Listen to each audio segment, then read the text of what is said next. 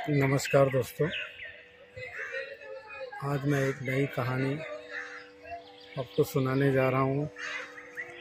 ये कहानी बचपन से इतनी बार सुनी है कि आपने भी ज़रूर सुनी होगी, ये मुझे पता है, लेकिन मुझे सुनाना है तो मैं सुना रहा हूँ। और आप भी एक बार फिर से सुन लेना यार, अच्छी बातें सुनने का वक्त नहीं होता और कितनी बार सुना जाए इसका वक्त नहीं होता। तो ये कहानी एक ऐसे गांव की है जो छोटा सा गांव था, अपने आप में बड़ा सुखी था।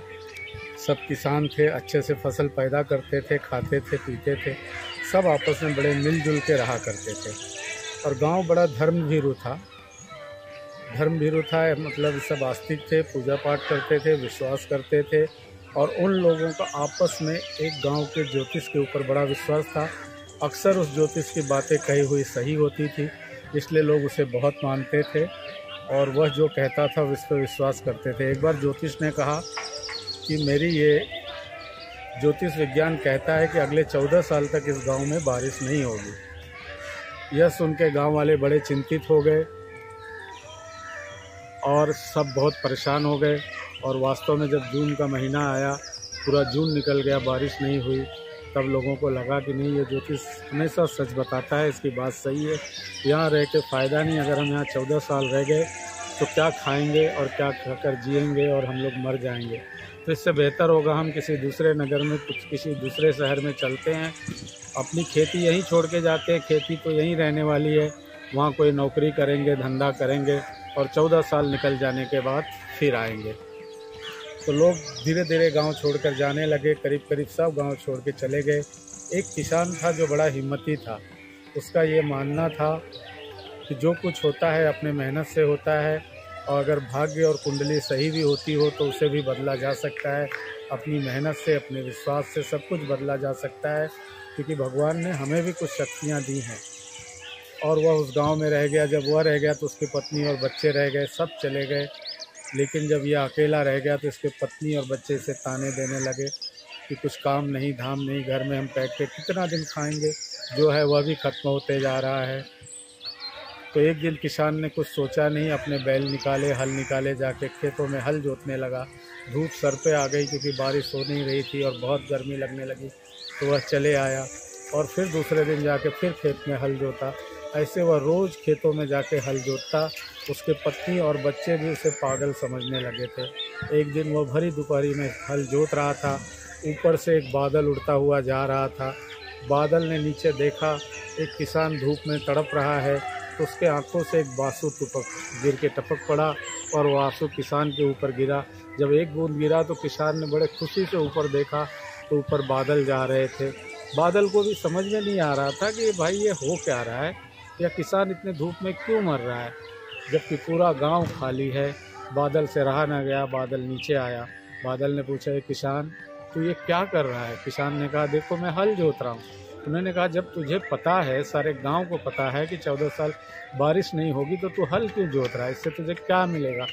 किसान ने कहा कि यही तो बात है जो मैं सबको बताना चाहता हूँ कि ये तो दुष्काल, ये अकाल एक दिन निकल जाएगा, लेकिन 14 साल अगर मैंने हल जोता नहीं तो मैं हल जोतना भूल जाऊंगा, और हल जोतना भूल जाऊंगा तो फिर मैं आगे खेती कैसे करूंगा, मैं किसान कैसे रहूंगा। इसलिए मैं रोज़ रोज़ हल जोतता हूं, और अपनी मेहनत से जो भी मैं करूंगा उसका फल तो देने वाला ऊपर वाला है, उसे ऊपर वाले को देना ही पड़ेगा। मेरे हाथ में कर्म करना है, फल देना उसके हाथ में है। और वह किसान हल जोतने लगा। बादल को भी लगा, यार ये बातें तो सही कह रहा है, अगर 14 साल मैं बरसूंगा नहीं तो मैं बरसना भूल जाऊंगा, और मैं बरसना भूल गया तो पूरे दुनिया में तबाही आ जाएगी, तबाही आ जाएगी, लोग मरने लगेंगे। और जो लोग मेरी पूजा करते हैं वो मुझसे नफ़रत करेंगे और घृणा करेंगे। और खूब जोरों की उन्होंने बारिश कर दी। किसान भी खुश हुआ, किसान ने अपने फसल बोए, पैदा भी हुआ और लोगों तक खबर भी पहुंचाई, लोग भी दौड़ के आए। तो मित्रों, ये जो कहानी है किसान की नहीं है, हम सभी की है। हम लोग थोड़े से उस पर अपनी हिम्मत हार देते हैं, हमें हिम्मत नहीं हारना है, हमें काम करते रहना है, क्योंकि कर्मण्येवाधिकारस्ते मा फलेषु कदाचन।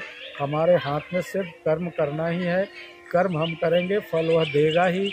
यह एक अटल सिद्धांत है, यह विश्वास करके हम करते रहें जिस तरह किसान के एक किसान के विश्वास करने से बरसात हुई और लोग भी सुखी हुए, वह सुखी हुआ, इसी तरह हमें भी कभी किसी भी मुसीबत के आगे, किसी भी अड़चन के आगे सर नहीं टिकाना है, झुक नहीं जाना है, हमें करते रहना है। हमें तो यही तो सिखाया गया है कि हम कर्म करेंगे तो हमें फल मिलेगा, जैसा कर्म करोगे वैसा फल देगा भगवान। ये है गीता का ज्ञान, ये है गीता का ज्ञान। दोस्तों, ये कहानी यही ख़त्म हुई। आशा करता हूँ कि आपको ये कहानी ज़रूर पसंद आएगी और आप भी अपने काम में, अपने जो भी लक्ष्य है उस पर लगे रहेंगे। उसे बार बार पीछे मुड़ के देखने की ज़रूरत नहीं है। वक्त आने पर ज़रूर ही वो मिलेगा, क्योंकि जब आप एक बीज ज़मीन में बोते हैं तो उसे कुछ दिन पानी देते हैं, कुछ दिन सींचते हैं, कुछ दिन खाद पानी देते हैं, तब वह जाके बड़ा होता है और एक दिन फल आता है। आज हमने बीज बो दिया और कल फल निकल आए, ऐसा होता नहीं है। तो धैर्य की ज़रूरत है। धन्यवाद मित्रों। आप इस स्टोरी को अधिक से अधिक लाइक करके दूसरों को शेयर कर दे, यही अपेक्षा करते हैं। आप लाइक करो या न करो, यह आपके हाथ में है, लेकिन मेरे हाथ में है रोज़ रोज़ नई कहानियाँ लाना और आपको सुनाते रहना।